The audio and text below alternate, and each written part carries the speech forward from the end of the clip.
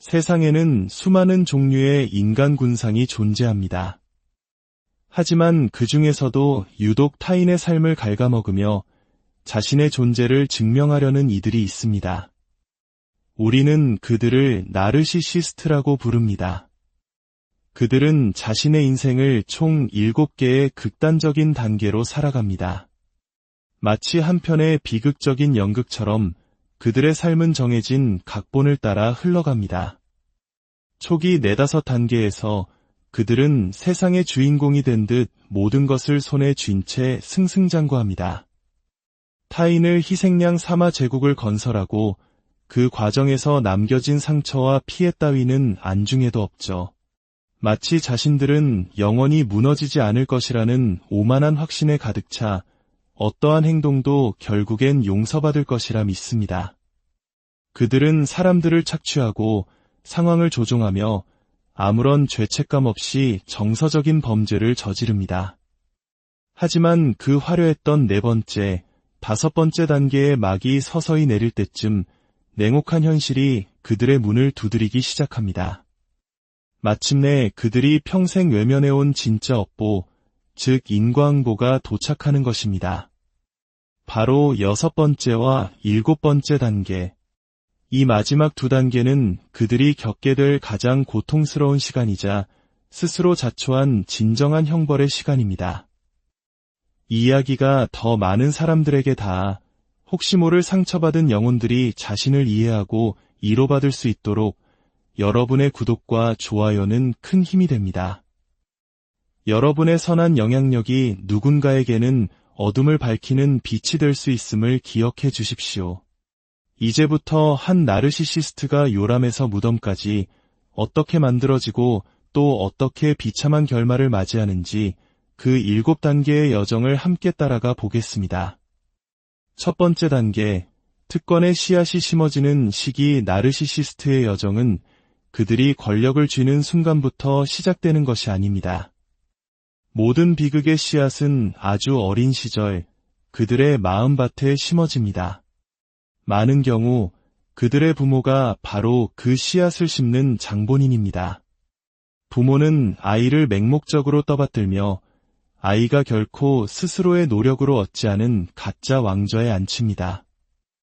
아이는 그저 존재한다는 이유만으로 자신이 남들보다 우월하다고 믿으며 자라납니다. 그들의 충동적인 행동은 제지되지 않고 오히려 부추김을 받습니다. 한국 사회의 부모님들이 종종 오냐오냐 귀한 내 새끼 하며 모든 것을 허용하는 모습과도 비슷하지만 이것이 병적인 수준에 이르는 것입니다. 이 아이들은 겸손을 배우지 못합니다. 대신 세상이 철저한 계급으로 이루어져 있으며 자신은 항상 그 정점에 있어야 한다고 배웁니다. 형제들보다 위에, 그리고 다른 모든 사람에게 적용되는 규칙보다 더 높은 곳에 말입니다. 그들이 실수를 저지르면 그 실수는 가볍게 덮어집니다. 잔인한 행동을 해도 아직 어려서 그렇다는 변명으로 포장됩니다. 아이의 자존심을 지켜주는 것이 마치 가문의 가장 신성한 책임인 것처럼 그들의 이기심은 끝없이 비대해집니다. 이들은 책임감을 배우는 대신 아무런 노력 없이 숭배받는 법을 배웁니다. 그리고 세상 모든 사람들이 자신에게 복종하기 위해 존재한다고 믿기 시작합니다. 이런 가정에서 사랑은 언제나 조건부입니다. 모든 것이 연극처럼 느껴지죠. 부모는 밖에서는 인자한 미소를 짓지만 문이 닫힌 집 안에서는 분노를 폭발시킵니다. 아이는 이 모든 것을 스펀지처럼 흡수합니다. 그리고 깨닫게 됩니다. 세상을 속이는 것은 보상을 가져오지만 진실을 말하는 것은 벌을 가져온다는 것을요.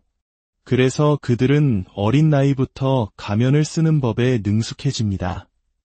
특히 정서적으로 방치되거나 학대당하는 혼란스러운 환경 속에서 자랐다면 사랑은 실제하지 않으며 오직 힘만이 전부라는 냉혹한 진리를 체득합니다. 결국 그들은 자신이 보고 겪은 것, 즉 차갑고 조종에 능하며 감정적으로 문을 닫아버린 존재, 바로 그 모습 그대로가 되어버립니다. 어떤 이들은 모를지도 모릅니다. 그들에게 선택의 여지가 있었을까요? 저는 단호하게 예라고 답하고 싶습니다. 우리 주변을 둘러보십시오. 우리 중 많은 이들이 어린 시절의 깊은 상처를 안고 살아갑니다. 하지만 우리 모두가 그들처럼 잔인한 괴물이 되었습니까? 아닙니다. 우리는 무엇이 옳은 길인지 알고 있었기 때문입니다. 하지만 그들은 옳은 길 대신 쉬운 길을 택했습니다. 과잉 칭찬을 받았든 철저히 무시당했든 그들이 서 있는 토대는 동일합니다. 바로 진짜 자기 자신은 버려지고 그 자리를 거짓 자아가 차지하기 시작했다는 것입니다. 이 거짓 자아는 타인을 사랑하기 위해서가 아니라 지배하기 위해 설계된 인격입니다. 두 번째 단계, 거짓 자아의 탄생 나이를 먹어가면서 그들은 진정한 자기 자신이 되는 것을 완전히 포기합니다. 대신 오로지 완벽한 연기를 펼치는 데에만 집중합니다.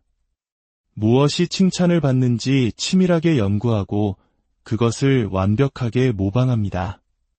자신의 진짜 감정은 깊숙이 묻어버리고 그 자리에 원하는 것을 얻기 위한 계산된 반응들을 채워넣습니다.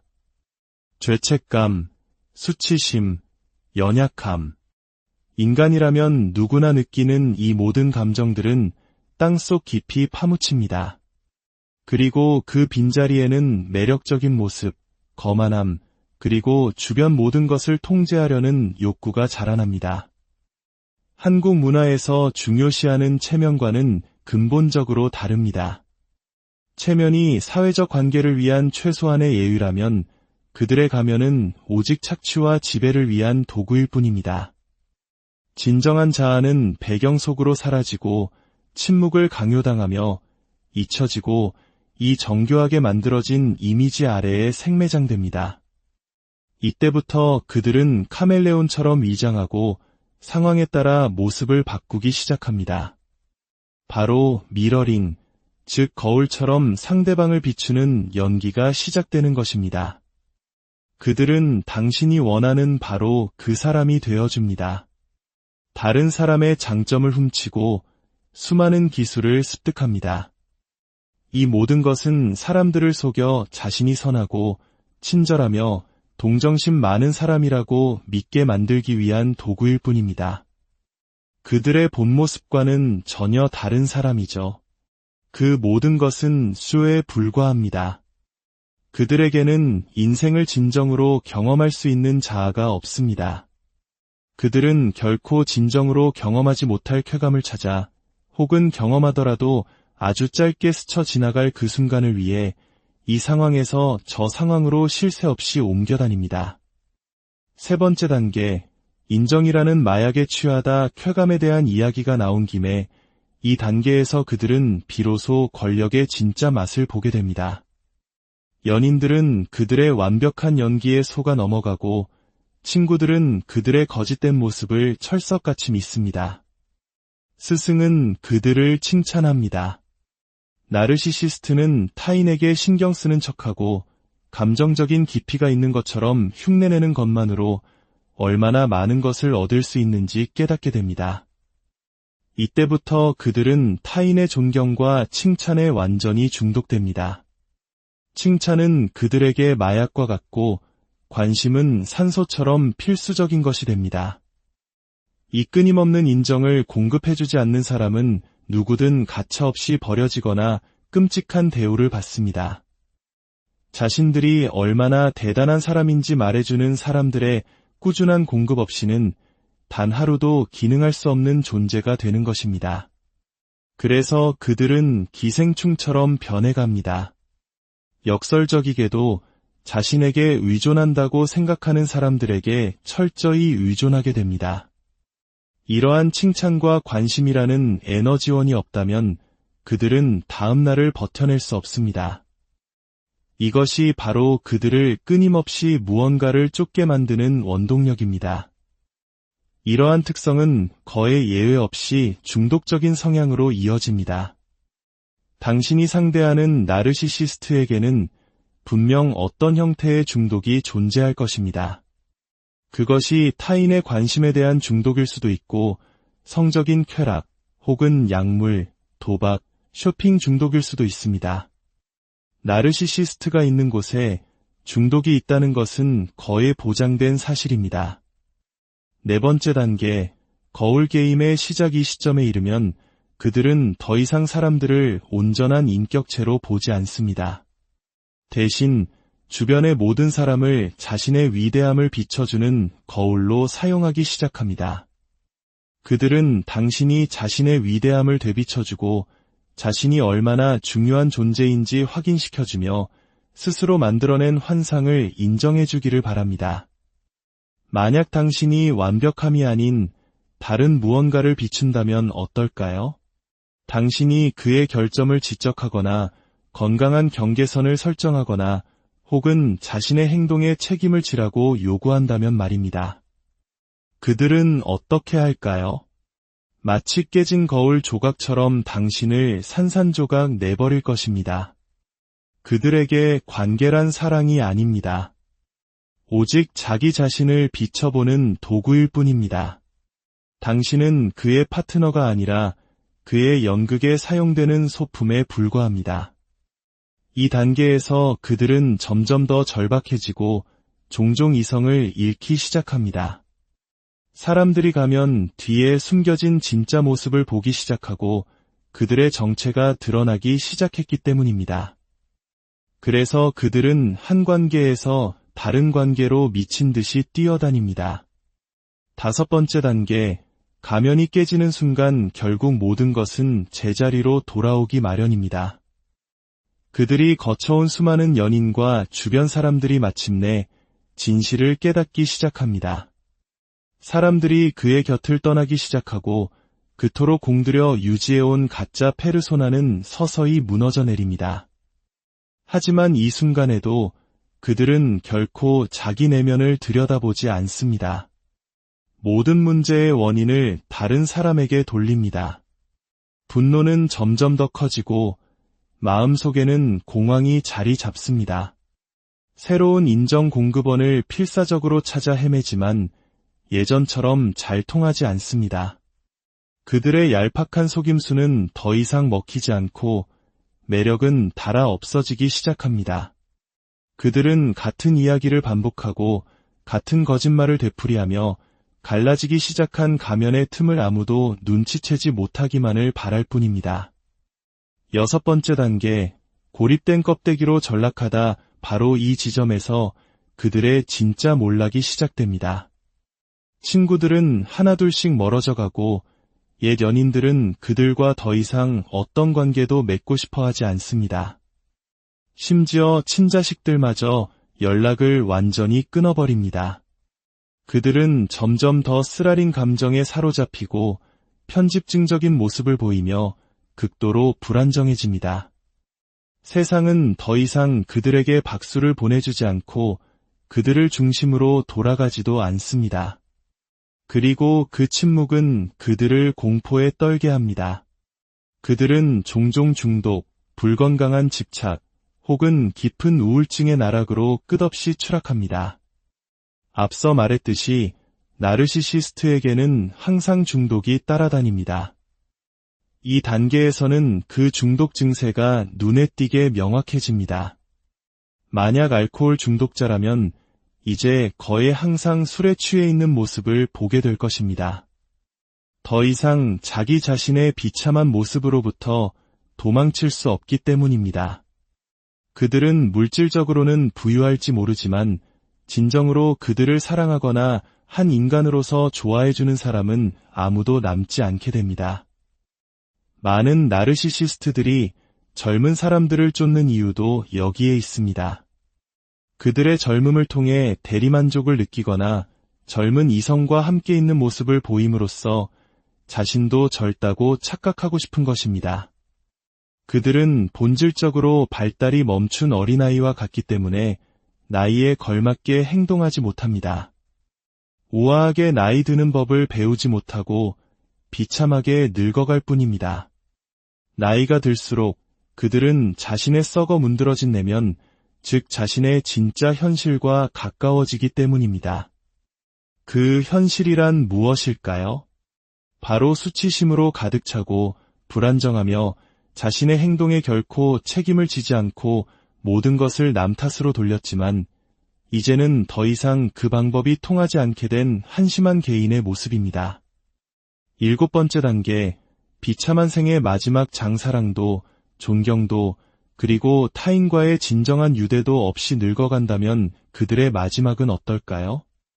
그들은 자신이 파괴했던 모든 관계와 자신이 밀어냈던 모든 사람들을 생각하며 공허하게 앉아 있습니다. 그 사람들이 자신을 사랑하려 했을 때 그들은 무엇을 했습니까? 그들은 그 자리에 없었습니다. 건강은 쇠약해지고 그토록 지키려 했던 이미지는 빛을 잃어갑니다. 그리고 이 모든 것의 최악은 그들은 여전히 문제의 원인이 바로 자기 자신이었다는 사실을 받아들이지 못한다는 것입니다.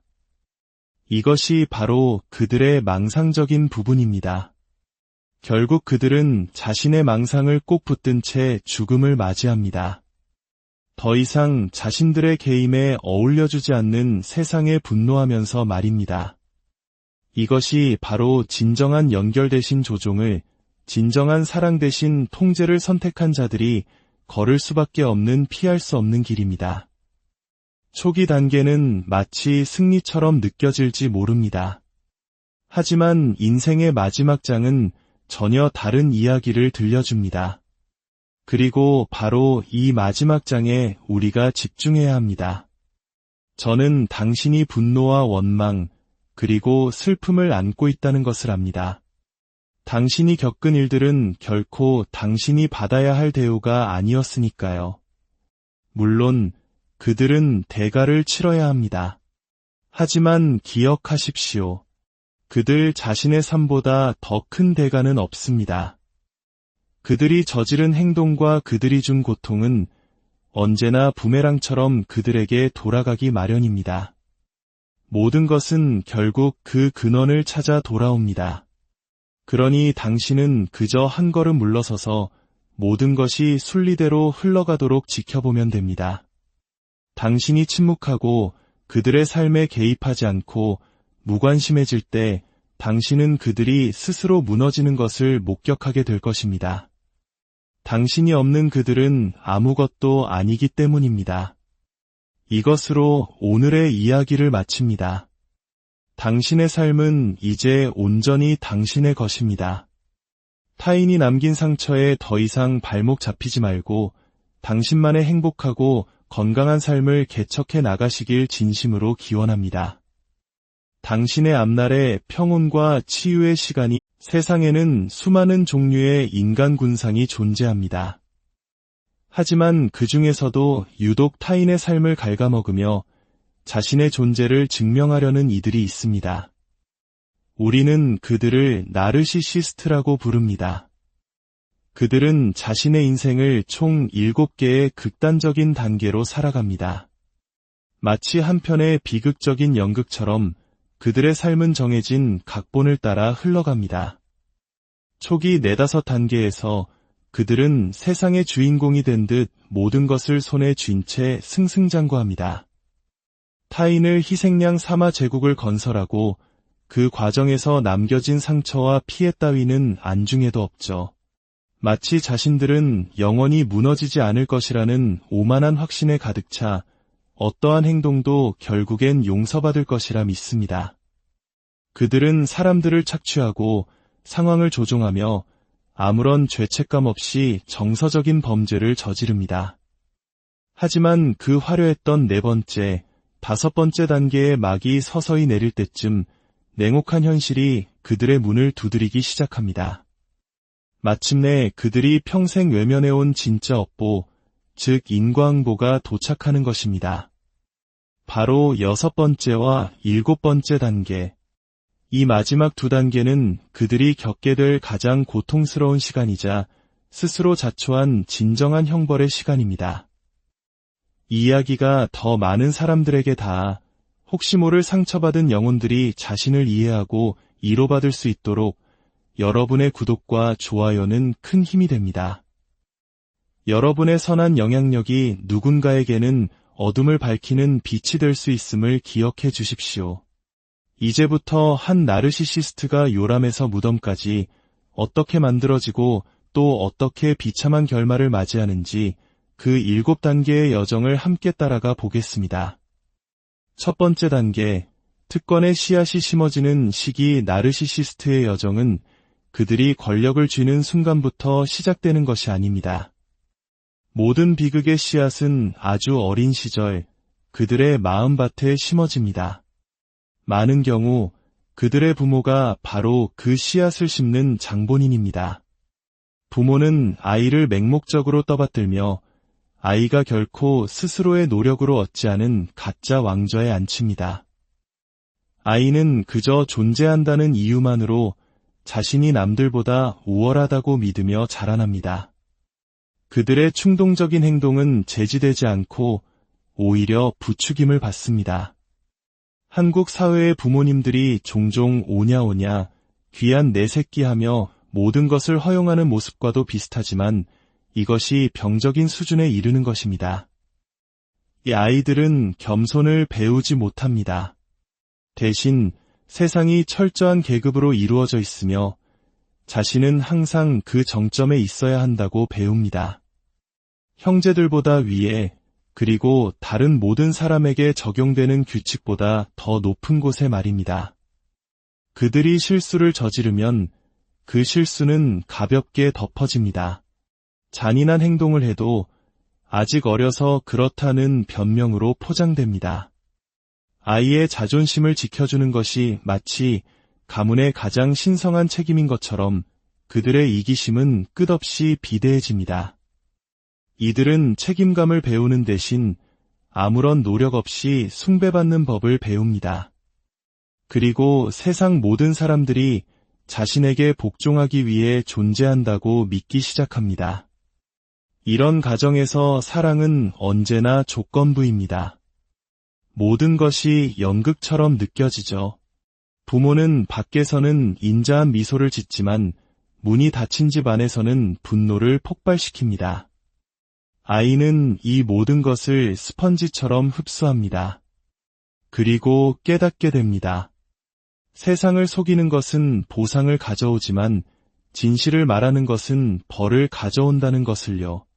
그래서 그들은 어린 나이부터 가면을 쓰는 법에 능숙해집니다. 특히 정서적으로 방치되거나 학대당하는 혼란스러운 환경 속에서 자랐다면 사랑은 실제하지 않으며 오직 힘만이 전부라는 냉혹한 진리를 체득합니다. 결국 그들은 자신이 보고 겪은 것, 즉 차갑고 조종에 능하며 감정적으로 문을 닫아버린 존재, 바로 그 모습 그대로가 되어버립니다. 어떤 이들은 물을지도 모릅니다. 그들에게 선택의 여지가 있었을까요? 저는 단호하게 예라고 답하고 싶습니다. 우리 주변을 둘러보십시오. 우리 중 많은 이들이 어린 시절의 깊은 상처를 안고 살아갑니다. 하지만 우리 모두가 그들처럼 잔인한 괴물이 되었습니까? 아닙니다. 우리는 무엇이 옳은 길인지 알고 있었기 때문입니다. 하지만 그들은 옳은 길 대신 쉬운 길을 택했습니다. 과잉 칭찬을 받았든 철저히 무시당했든 그들이 서 있는 토대는 동일합니다. 바로 진짜 자기 자신은 버려지고 그 자리를 거짓 자아가 차지하기 시작했다는 것입니다. 이 거짓 자아는 타인을 사랑하기 위해서가 아니라 지배하기 위해 설계된 인격입니다. 두 번째 단계, 거짓 자아의 탄생 나이를 먹어가면서 그들은 진정한 자기 자신이 되는 것을 완전히 포기합니다. 대신 오로지 완벽한 연기를 펼치는 데에만 집중합니다. 무엇이 칭찬을 받는지 치밀하게 연구하고 그것을 완벽하게 모방합니다. 자신의 진짜 감정은 깊숙이 묻어버리고 그 자리에 원하는 것을 얻기 위한 계산된 반응들을 채워넣습니다. 죄책감, 수치심, 연약함. 인간이라면 누구나 느끼는 이 모든 감정들은 땅속 깊이 파묻힙니다. 그리고 그 빈자리에는 매력적인 모습, 거만함, 그리고 주변 모든 것을 통제하려는 욕구가 자라납니다. 한국 문화에서 중요시하는 체면과는 근본적으로 다릅니다. 체면이 사회적 관계를 위한 최소한의 예의라면 그들의 가면은 오직 착취와 지배를 위한 도구일 뿐입니다. 진정한 자아는 배경 속으로 사라지고 침묵을 강요당하며 잊혀지고 이 정교하게 만들어진 이미지 아래에 생매장됩니다. 이때부터 그들은 카멜레온처럼 위장하고 상황에 따라 모습을 바꾸기 시작합니다. 바로 미러링, 즉 거울처럼 상대방을 비추는 연기가 시작되는 것입니다. 그들은 당신이 원하는 바로 그 사람이 되어줍니다. 다른 사람의 장점을 훔치고 수많은 기술을 습득합니다. 이 모든 것은 사람들을 속여 자신이 선하고 친절하며 동정심 많은 사람이라고 믿게 만들기 위한 도구일 뿐입니다. 그들의 본 모습과는 전혀 다른 사람이죠. 그 모든 것은 쇼에 불과합니다. 그들에게는 인생을 진정으로 경험할 수 있는 자아가 없습니다. 그들은 결코 진정으로 경험하지 못할 쾌감을 찾아 혹은 경험하더라도 아주 짧게 스쳐 지나갈 그 순간을 위해 이 상황에서 저 상황으로 쉴 새 없이 옮겨다닙니다. 세 번째 단계, 인정이라는 마약에 취하다 쾌감에 대한 이야기가 나온 김에 이 단계에서 그들은 비로소 권력의 진짜 맛을 보게 됩니다. 연인들은 그들의 완벽한 연기에 속아 넘어가고 친구들은 그들의 거짓된 모습을 철석같이 믿습니다. 스승은 그들을 칭찬합니다. 나르시시스트는 타인에게 신경 쓰는 척하고 감정적인 깊이가 있는 것처럼 흉내내는 것만으로 얼마나 많은 것을 얻을 수 있는지 깨닫게 됩니다. 이때부터 그들은 타인의 존경과 칭찬에 완전히 중독됩니다. 칭찬은 그들에게 마약과 같고 관심은 산소처럼 필수적인 것이 됩니다. 이 끊임없는 인정을 공급해주지 않는 사람은 누구든 가차없이 버려지거나 끔찍한 대우를 받습니다. 자신들이 얼마나 대단한 사람인지 말해주는 사람들의 꾸준한 공급 없이는 단 하루도 기능할 수 없는 존재가 되는 것입니다. 그래서 그들은 기생충처럼 변해갑니다. 역설적이게도 자신에게 의존한다고 생각하는 사람들에게 철저히 의존하게 됩니다. 이러한 칭찬과 관심이라는 에너지원이 없다면 그들은 다음 날을 버텨낼 수 없습니다. 이것이 바로 그들을 끊임없이 무언가를 쫓게 만드는 원동력입니다. 이러한 특성은 거의 예외 없이 중독적인 성향으로 이어집니다. 당신이 상대하는 나르시시스트에게는 분명 어떤 형태의 중독이 존재할 것입니다. 그것이 타인의 관심에 대한 중독일 수도 있고 성적인 쾌락 혹은 약물, 도박, 쇼핑 중독일 수도 있습니다. 나르시시스트가 있는 곳에 중독이 있다는 것은 거의 보장된 사실입니다. 네 번째 단계, 거울 게임의 시작 이 시점에 이르면 그들은 더 이상 사람들을 온전한 인격체로 보지 않습니다. 대신 주변의 모든 사람을 자신의 위대함을 비춰주는 거울로 사용하기 시작합니다. 그들은 당신이 자신의 위대함을 되비춰주고 자신이 얼마나 중요한 존재인지 확인시켜주며 스스로 만들어낸 환상을 인정해주기를 바랍니다. 만약 당신이 완벽함이 아닌 다른 무언가를 비춘다면 어떨까요? 당신이 그의 결점을 지적하거나 건강한 경계선을 설정하거나 혹은 자신의 행동에 책임을 지라고 요구한다면 말입니다. 그들은 어떻게 할까요? 마치 깨진 거울 조각처럼 당신을 산산조각 내버릴 것입니다. 그들에게 관계란 사랑이 아닙니다. 오직 자기 자신을 비춰보는 도구일 뿐입니다.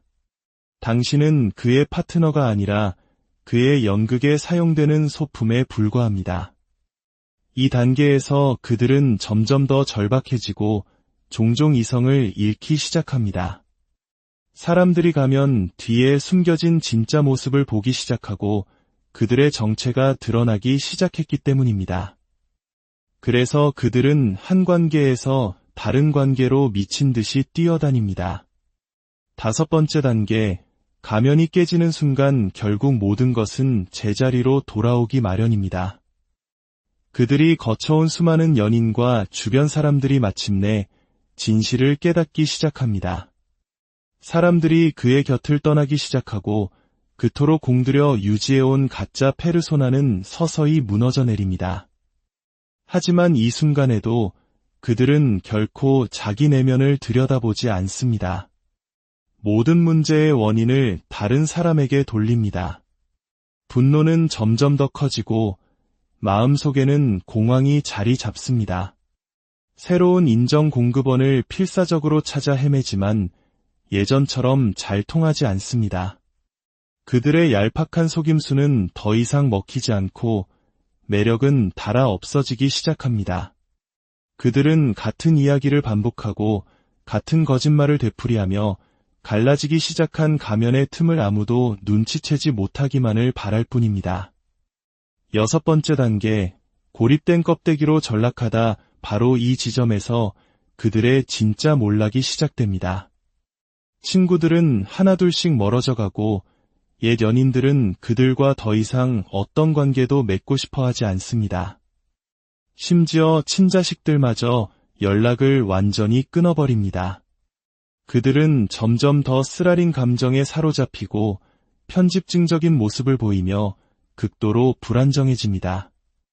세상은 더 이상 그들에게 박수를 보내주지 않고 그들을 중심으로 돌아가지도 않습니다. 그리고 그 침묵은 그들을 공포에 떨게 합니다. 그들은 종종 중독, 불건강한 집착, 혹은 깊은 우울증의 나락으로 끝없이 추락합니다. 앞서 말했듯이 나르시시스트에게는 항상 중독이 따라다닙니다. 이 단계에서는 그 중독 증세가 눈에 띄게 명확해집니다. 만약 알코올 중독자라면 이제 거의 항상 술에 취해 있는 모습을 보게 될 것입니다. 더 이상 자기 자신의 비참한 모습으로부터 도망칠 수 없기 때문입니다. 그들은 물질적으로는 부유할지 모르지만 진정으로 그들을 사랑하거나 한 인간으로서 좋아해주는 사람은 아무도 남지 않게 됩니다. 많은 나르시시스트들이 젊은 사람들을 쫓는 이유도 여기에 있습니다. 그들의 젊음을 통해 대리만족을 느끼거나 젊은 이성과 함께 있는 모습을 보임으로써 자신도 젊다고 착각하고 싶은 것입니다. 그들은 본질적으로 발달이 멈춘 어린아이와 같기 때문에 나이에 걸맞게 행동하지 못합니다. 우아하게 나이 드는 법을 배우지 못하고 비참하게 늙어갈 뿐입니다. 나이가 들수록 그들은 자신의 썩어 문드러진 내면, 즉 자신의 진짜 현실과 가까워지기 때문입니다. 그 현실이란 무엇일까요? 바로 수치심으로 가득 차고 불안정하며 자신의 행동에 결코 책임을 지지 않고 모든 것을 남 탓으로 돌렸지만 이제는 더 이상 그 방법이 통하지 않게 된 한심한 개인의 모습입니다. 7번째 단계, 비참한 생의 마지막 장사랑도, 존경도, 그리고 타인과의 진정한 유대도 없이 늙어간다면 그들의 마지막은 어떨까요? 그들은 자신이 파괴했던 모든 관계와 자신이 밀어냈던 모든 사람들을 생각하며 공허하게 앉아 있습니다. 그 사람들이 자신을 사랑하려 했을 때 그들은 무엇을 했습니까? 그들은 그 자리에 없었습니다. 건강은 쇠약해지고 그토록 지키려 했던 이미지는 빛을 잃어갑니다. 그리고 이 모든 것의 최악은 그들은 여전히 문제의 원인이 바로 자기 자신이었다는 사실을 받아들이지 못한다는 것입니다. 이것이 바로 그들의 망상적인 부분입니다. 결국 그들은 자신의 망상을 꼭 붙든 채 죽음을 맞이합니다. 더 이상 자신들의 게임에 어울려주지 않는 세상에 분노하면서 말입니다. 이것이 바로 진정한 연결 대신 조종을, 진정한 사랑 대신 통제를 선택한 자들이 걸을 수밖에 없는 피할 수 없는 길입니다. 초기 단계는 마치 승리처럼 느껴질지 모릅니다. 하지만 인생의 마지막 장은 전혀 다른 이야기를 들려줍니다. 그리고 바로 이 마지막 장에 우리가 집중해야 합니다. 저는 당신이 분노와 원망, 그리고 슬픔을 안고 있다는 것을 압니다. 당신이 겪은 일들은 결코 당신이 받아야 할 대우가 아니었으니까요. 물론 그들은 대가를 치러야 합니다. 하지만 기억하십시오. 그들 자신의 삶보다 더 큰 대가는 없습니다. 그들이 저지른 행동과 그들이 준 고통은 언제나 부메랑처럼 그들에게 돌아가기 마련입니다. 모든 것은 결국 그 근원을 찾아 돌아옵니다. 그러니 당신은 그저 한 걸음 물러서서 모든 것이 순리대로 흘러가도록 지켜보면 됩니다. 당신이 침묵하고 그들의 삶에 개입하지 않고 무관심해질 때 당신은 그들이 스스로 무너지는 것을 목격하게 될 것입니다. 당신이 없는 그들은 아무것도 아니기 때문입니다. 이것으로 오늘의 이야기를 마칩니다. 당신의 삶은 이제 온전히 당신의 것입니다. 타인이 남긴 상처에 더 이상 발목 잡히지 말고 당신만의 행복하고 건강한 삶을 개척해 나가시길 진심으로 기원합니다. 당신의 앞날에 평온과 치유의 시간이 세상에는 수많은 종류의 인간 군상이 존재합니다. 하지만 그 중에서도 유독 타인의 삶을 갉아먹으며 자신의 존재를 증명하려는 이들이 있습니다. 우리는 그들을 나르시시스트라고 부릅니다. 그들은 자신의 인생을 총 7개의 극단적인 단계로 살아갑니다. 마치 한 편의 비극적인 연극처럼 그들의 삶은 정해진 각본을 따라 흘러갑니다. 초기 4-5단계에서 그들은 세상의 주인공이 된 듯 모든 것을 손에 쥔 채 승승장구합니다. 타인을 희생양 삼아 제국을 건설하고 그 과정에서 남겨진 상처와 피해 따위는 안중에도 없죠. 마치 자신들은 영원히 무너지지 않을 것이라는 오만한 확신에 가득 차 어떠한 행동도 결국엔 용서받을 것이라 믿습니다. 그들은 사람들을 착취하고 상황을 조종하며 아무런 죄책감 없이 정서적인 범죄를 저지릅니다. 하지만 그 화려했던 4번째, 5번째 단계의 막이 서서히 내릴 때쯤 냉혹한 현실이 그들의 문을 두드리기 시작합니다. 마침내 그들이 평생 외면해온 진짜 업보, 즉 인과응보가 도착하는 것입니다. 바로 6번째와 7번째 단계. 이 마지막 2단계는 그들이 겪게 될 가장 고통스러운 시간이자 스스로 자초한 진정한 형벌의 시간입니다. 이 이야기가 더 많은 사람들에게 닿아 혹시 모를 상처받은 영혼들이 자신을 이해하고 위로받을 수 있도록 여러분의 구독과 좋아요는 큰 힘이 됩니다. 여러분의 선한 영향력이 누군가에게는 어둠을 밝히는 빛이 될 수 있음을 기억해 주십시오. 이제부터 한 나르시시스트가 요람에서 무덤까지 어떻게 만들어지고 또 어떻게 비참한 결말을 맞이하는지 그 7단계의 여정을 함께 따라가 보겠습니다. 첫 번째 단계, 특권의 씨앗이 심어지는 시기. 나르시시스트의 여정은 그들이 권력을 쥐는 순간부터 시작되는 것이 아닙니다. 모든 비극의 씨앗은 아주 어린 시절 그들의 마음밭에 심어집니다. 많은 경우 그들의 부모가 바로 그 씨앗을 심는 장본인입니다. 부모는 아이를 맹목적으로 떠받들며 아이가 결코 스스로의 노력으로 얻지 않은 가짜 왕좌에 앉힙니다. 아이는 그저 존재한다는 이유만으로 자신이 남들보다 우월하다고 믿으며 자라납니다. 그들의 충동적인 행동은 제지되지 않고 오히려 부추김을 받습니다. 한국 사회의 부모님들이 종종 오냐오냐 귀한 내 새끼 하며 모든 것을 허용하는 모습과도 비슷하지만 이것이 병적인 수준에 이르는 것입니다. 이 아이들은 겸손을 배우지 못합니다. 대신 세상이 철저한 계급으로 이루어져 있으며 자신은 항상 그 정점에 있어야 한다고 배웁니다. 형제들보다 위에 그리고 다른 모든 사람에게 적용되는 규칙보다 더 높은 곳에 말입니다. 그들이 실수를 저지르면 그 실수는 가볍게 덮어집니다. 잔인한 행동을 해도 아직 어려서 그렇다는 변명으로 포장됩니다. 아이의 자존심을 지켜주는 것이 마치 가문의 가장 신성한 책임인 것처럼 그들의 이기심은 끝없이 비대해집니다. 이들은 책임감을 배우는 대신 아무런 노력 없이 숭배받는 법을 배웁니다. 그리고 세상 모든 사람들이 자신에게 복종하기 위해 존재한다고 믿기 시작합니다. 이런 가정에서 사랑은 언제나 조건부입니다. 모든 것이 연극처럼 느껴지죠. 부모는 밖에서는 인자한 미소를 짓지만 문이 닫힌 집 안에서는 분노를 폭발시킵니다. 아이는 이 모든 것을 스펀지처럼 흡수합니다. 그리고 깨닫게 됩니다. 세상을 속이는 것은 보상을 가져오지만 진실을 말하는 것은 벌을 가져온다는 것을요. 그래서 그들은 어린 나이부터 가면을 쓰는 법에 능숙해집니다. 특히 정서적으로 방치되거나 학대당하는 혼란스러운 환경 속에서 자랐다면 사랑은 실제하지 않으며 오직 힘만이 전부라는 냉혹한 진리를 체득합니다. 결국 그들은 자신이 보고 겪은 것, 즉 차갑고 조종에 능하며 감정적으로 문을 닫아버린 존재, 바로 그 모습 그대로가 되어버립니다. 어떤 이들은 물을지도 모릅니다. 그들에게 선택의 여지가 있었을까요? 저는 단호하게 예라고 답하고 싶습니다.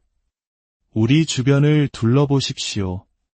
우리 중 많은 이들이 어린 시절의 깊은 상처를 안고 살아갑니다.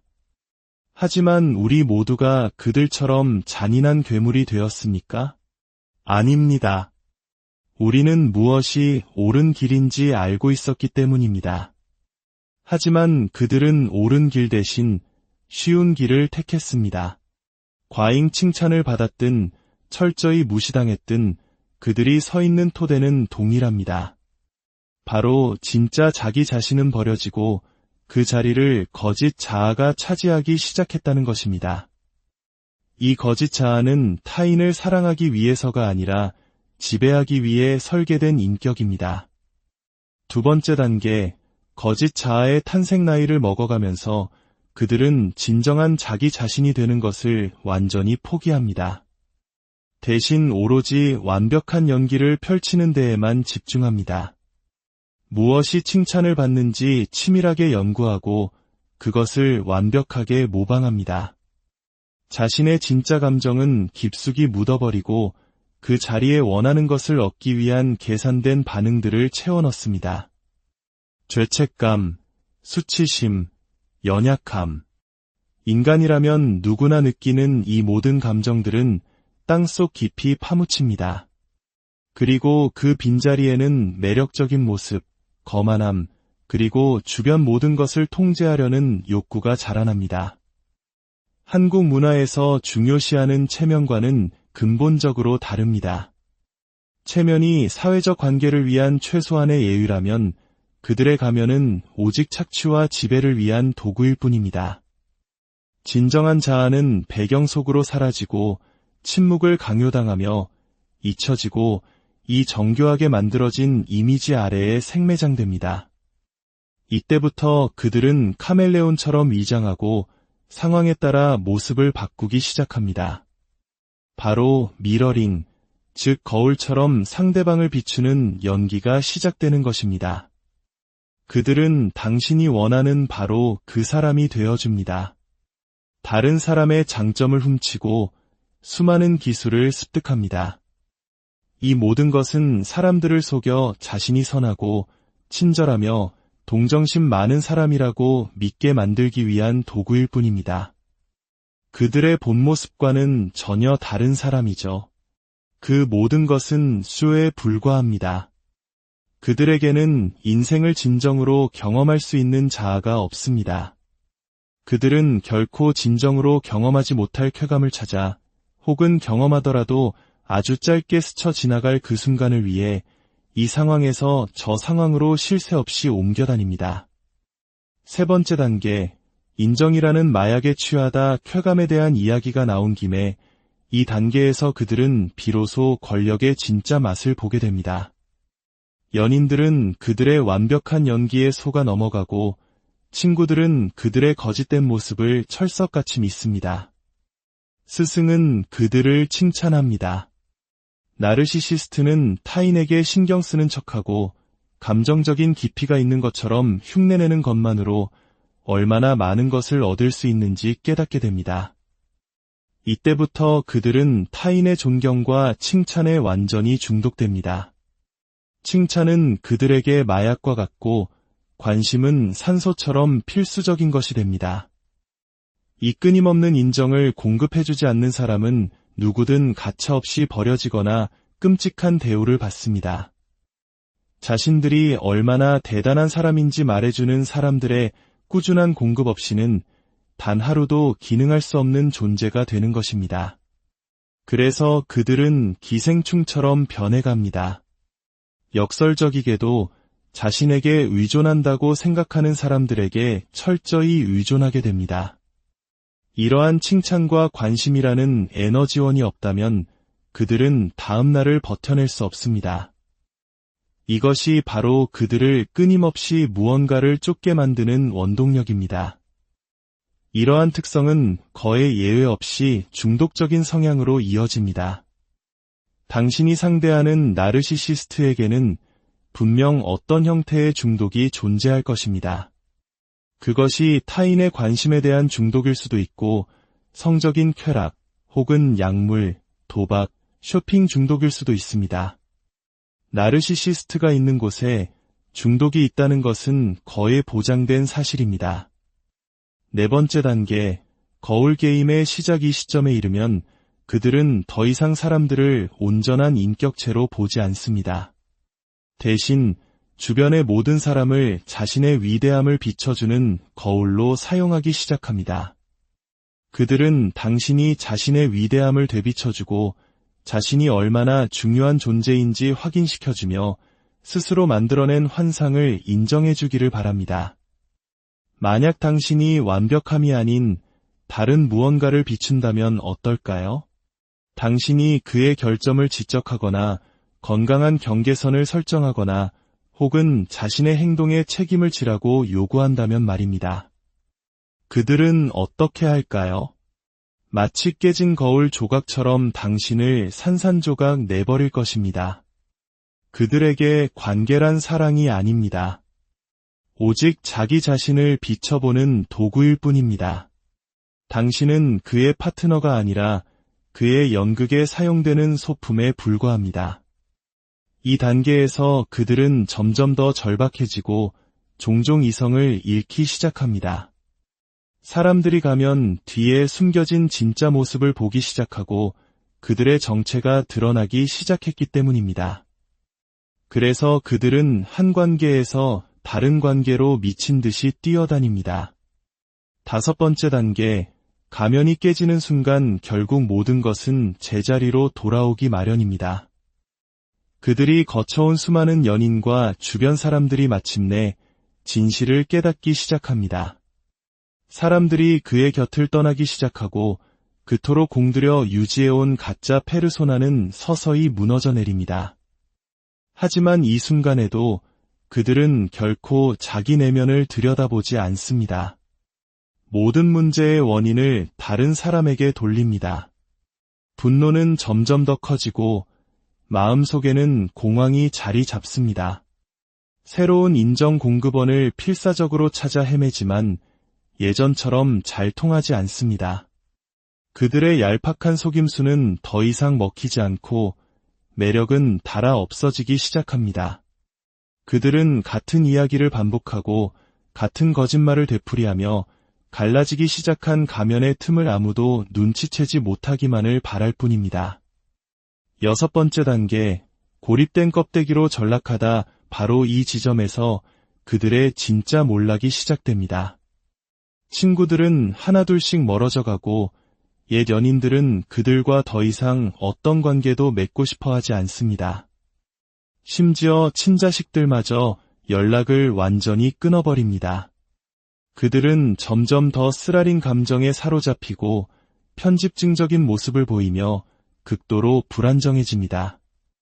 세상은 더 이상 그들에게 박수를 보내주지 않고 그들을 중심으로 돌아가지도 않습니다. 그리고 그 침묵은 그들을 공포에 떨게 합니다. 그들은 종종 중독, 불건강한 집착, 혹은 깊은 우울증의 나락으로 끝없이 추락합니다. 앞서 말했듯이 나르시시스트에게는 항상 중독이 따라다닙니다. 이 단계에서는 그 중독 증세가 눈에 띄게 명확해집니다. 만약 알코올 중독자라면 이제 거의 항상 술에 취해 있는 모습을 보게 될 것입니다. 더 이상 자기 자신의 비참한 모습으로부터 도망칠 수 없기 때문입니다.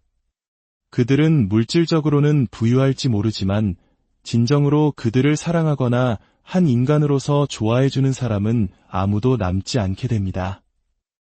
많은 나르시시스트들이 젊은 사람들을 쫓는 이유도 여기에 있습니다. 그들의 젊음을 통해 대리만족을 느끼거나 젊은 이성과 함께 있는 모습을 보임으로써 자신도 젊다고 착각하고 싶은 것입니다. 그들은 본질적으로 발달이 멈춘 어린아이와 같기 때문에 나이에 걸맞게 행동하지 못합니다. 우아하게 나이 드는 법을 배우지 못하고 비참하게 늙어갈 뿐입니다. 나이가 들수록 그들은 자신의 썩어 문드러진 내면, 즉 자신의 진짜 현실과 가까워지기 때문입니다. 그 현실이란 무엇일까요? 바로 수치심으로 가득 차고 불안정하며 자신의 행동에 결코 책임을 지지 않고 모든 것을 남 탓으로 돌렸지만 이제는 더 이상 그 방법이 통하지 않게 된 한심한 개인의 모습입니다. 7번째 단계, 비참한 생의 마지막 장사랑도, 존경도, 그리고 타인과의 진정한 유대도 없이 늙어간다면 그들의 마지막은 어떨까요? 그들은 자신이 파괴했던 모든 관계와 자신이 밀어냈던 모든 사람들을 생각하며 공허하게 앉아 있습니다. 그 사람들이 자신을 사랑하려 했을 때 그들은 무엇을 했습니까? 그들은 그 자리에 없었습니다. 건강은 쇠약해지고 그토록 지키려 했던 이미지는 빛을 잃어갑니다. 그리고 이 모든 것의 최악은 그들은 여전히 문제의 원인이 바로 자기 자신이었다는 사실을 받아들이지 못한다는 것입니다. 이것이 바로 그들의 망상적인 부분입니다. 결국 그들은 자신의 망상을 꼭 붙든 채 죽음을 맞이합니다. 더 이상 자신들의 게임에 어울려주지 않는 세상에 분노하면서 말입니다. 이것이 바로 진정한 연결 대신 조종을, 진정한 사랑 대신 통제를 선택한 자들이 걸을 수밖에 없는 피할 수 없는 길입니다. 초기 단계는 마치 승리처럼 느껴질지 모릅니다. 하지만 인생의 마지막 장은 전혀 다른 이야기를 들려줍니다. 그리고 바로 이 마지막 장에 우리가 집중해야 합니다. 저는 당신이 분노와 원망, 그리고 슬픔을 안고 있다는 것을 압니다. 당신이 겪은 일들은 결코 당신이 받아야 할 대우가 아니었으니까요. 물론 그들은 대가를 치러야 합니다. 하지만 기억하십시오. 그들 자신의 삶보다 더 큰 대가는 없습니다. 그들이 저지른 행동과 그들이 준 고통은 언제나 부메랑처럼 그들에게 돌아가기 마련입니다. 모든 것은 결국 그 근원을 찾아 돌아옵니다. 그러니 당신은 그저 한 걸음 물러서서 모든 것이 순리대로 흘러가도록 지켜보면 됩니다. 당신이 침묵하고 그들의 삶에 개입하지 않고 무관심해질 때 당신은 그들이 스스로 무너지는 것을 목격하게 될 것입니다. 당신이 없는 그들은 아무것도 아니기 때문입니다. 이것으로 오늘의 이야기를 마칩니다. 당신의 삶은 이제 온전히 당신의 것입니다. 타인이 남긴 상처에 더 이상 발목 잡히지 말고 당신만의 행복하고 건강한 삶을 개척해 나가시길 진심으로 기원합니다. 당신의 앞날에 평온과 치유의 시간이 세상에는 수많은 종류의 인간 군상이 존재합니다. 하지만 그 중에서도 유독 타인의 삶을 갉아먹으며 자신의 존재를 증명하려는 이들이 있습니다. 우리는 그들을 나르시시스트라고 부릅니다. 그들은 자신의 인생을 총 7개의 극단적인 단계로 살아갑니다. 마치 한 편의 비극적인 연극처럼 그들의 삶은 정해진 각본을 따라 흘러갑니다. 초기 4-5단계에서 그들은 세상의 주인공이 된 듯 모든 것을 손에 쥔 채 승승장구합니다. 타인을 희생양 삼아 제국을 건설하고 그 과정에서 남겨진 상처와 피해 따위는 안중에도 없죠. 마치 자신들은 영원히 무너지지 않을 것이라는 오만한 확신에 가득 차 어떠한 행동도 결국엔 용서받을 것이라 믿습니다. 그들은 사람들을 착취하고 상황을 조종하며 아무런 죄책감 없이 정서적인 범죄를 저지릅니다. 하지만 그 화려했던 4번째, 5번째 단계의 막이 서서히 내릴 때쯤 냉혹한 현실이 그들의 문을 두드리기 시작합니다. 마침내 그들이 평생 외면해온 진짜 업보, 즉 인과응보가 도착하는 것입니다. 바로 6번째와 7번째 단계. 이 마지막 2단계는 그들이 겪게 될 가장 고통스러운 시간이자 스스로 자초한 진정한 형벌의 시간입니다. 이 이야기가 더 많은 사람들에게 닿아 혹시 모를 상처받은 영혼들이 자신을 이해하고 위로받을 수 있도록 여러분의 구독과 좋아요는 큰 힘이 됩니다. 여러분의 선한 영향력이 누군가에게는 어둠을 밝히는 빛이 될 수 있음을 기억해 주십시오.